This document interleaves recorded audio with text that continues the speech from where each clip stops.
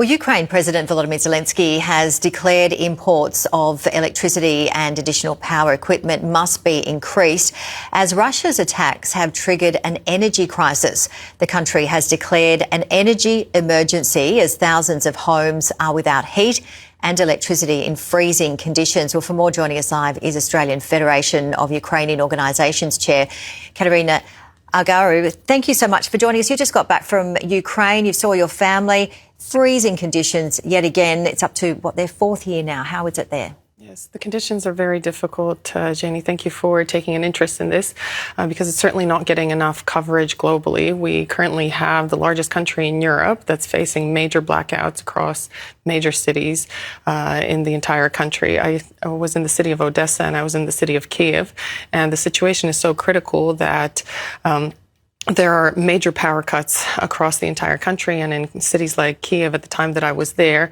over 1,000 homes didn't have energy, electricity, heating, and hot running water. When I was visiting my mom, I had to walk up 8 flights of stairs because the lift didn't work, and that happens on a daily basis. I visited my grandparents that live on the 13th floor, again, a 13th floor walk up. My grandfather's currently sitting at home with a broken hip, and he can't even visit the hospital because he's not in a condition to walk up and down 13 flights of stairs. There is absolutely freezing conditions. When I was there, it was -10. Now it's getting down to -20 degrees. And it's very difficult when you can't even take a shower at home or have to sleep in coats and layers of blankets because Russia has attacked every single energy plant across Ukraine. There isn't a single plant that hasn't been attacked by the Russian Federation. We know that yesterday, I'm really sorry to hear what you're going through and how your parents and grandparents are dealing with this. It's just horrific. And as you said, so many people with no energy.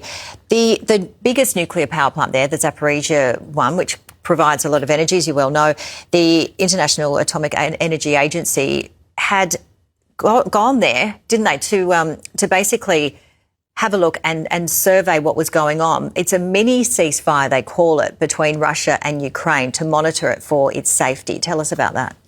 Well, right now, the Zaporizhia Nuclear Power Plant, it's the largest nuclear power plant in Europe. It's under Russian occupation, and the Russians, against international law, are using it as a military object. They are storing their military equipment there. They're using it as training grounds for their military operations. And there have also been reports of the Russian Federation using the Zaporizhia nuclear power plant as a base to strike the city of Zaporizhia. So that is completely against international law. And the fact that Ukraine's Minister for Foreign Affairs, Andriy Sybiha, recently reported that Russia plans to hit substations that currently provide power to the Zaporizhia nuclear power plant, that could be absolutely disastrous. It's something that we should be talking about on a global scale, because if anything happens to the Zaporizhia power plant and disrupts it, it would not only be catastrophic for Ukraine, it would be catastrophic for all of Europe. And tell us more about that. I think that we need to bring attention to the fact that the Russian forces currently occupy the largest nuclear power plant in Europe. It is against international law, and we need to have countries like Australia also taking a part in this and speaking up against this. I would also like to call on the Albanese government, and specifically Foreign Minister Penny Wong, to consider providing support to Ukraine in this time of energy crisis by providing a donation to Ukraine's energy support fund.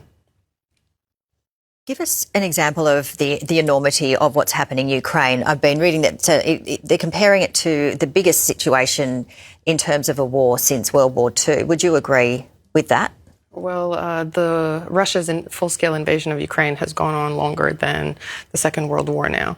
The situation is absolutely critical. Ukrainians have been facing attacks, daily attacks on a 4-year basis now. When I was there, I was in Ukraine just recently for 2 weeks. Every single day that I was there, Kyiv and other regions of Ukraine were under attack. Some nights there were over 20 ballistic missiles that would attack Kyiv, hundreds of Shahed drones. All you would hear is explosions everywhere around you, and you would hope to God that your building wouldn't be hit. People have stopped going to bomb shelters because of the intensity of those attacks. They are sleep deprived. It has a huge impact on mental health. And the people that are the most vulnerable in Ukraine society are the ones that are bearing the brunt of it. It's the elderly that can't help themselves and are fragile and frail. It's children that cannot protect themselves. It's mothers that are often left caring for their children on their own because their husbands, sons, brothers, fathers are on the front line trying to defend Ukraine against an illegal and immoral invasion that seems to have no end in sight. There are talks about potential ceasefires at a global level. Headlines talk about it. But when you're in Ukraine, when you're on the ground and you hear those missiles attacking your city and flying over your head, and you can't even prepare food at home because sometimes you don't have electricity for days at a time. Your kids are sleeping wrapped up in a number of blankets. You don't know what the next day will bring. You can't plan for the following day. You can't plan your life at all. You're in survival mode constantly. Imagine the level of stress, the impact on mental health. And that's what Ukrainians are currently going through right now. And all they're asking for is for someone to speak up for them, because as they're trying to survive on the ground, there are people globally that should be speaking up against these atrocities, these war crimes that are being committed on a daily basis. And we all collectively should say enough is enough. And not knowing when it's going to end too. Exactly. And it's going through that exorbitant temperature drop. You know, what temperatures are they at the moment? Currently, it's about minus 20 across Ukraine. Right now, we have a pretty cool day in Sydney. It was about 20 degrees. Well, imagine the complete opposite of minus 20. And one thing that Australia can really do is close the sanctions loophole that allows the import of refined Russian crude, because essentially Australians are unknowingly financing those war crimes and missiles that are hitting Ukrainian cities. All right, well, it's good to see you. And, we'll be continuing this story. And, not many words to say what's happening, but just thinking of you and your family. Thank you, Janie. Thank you.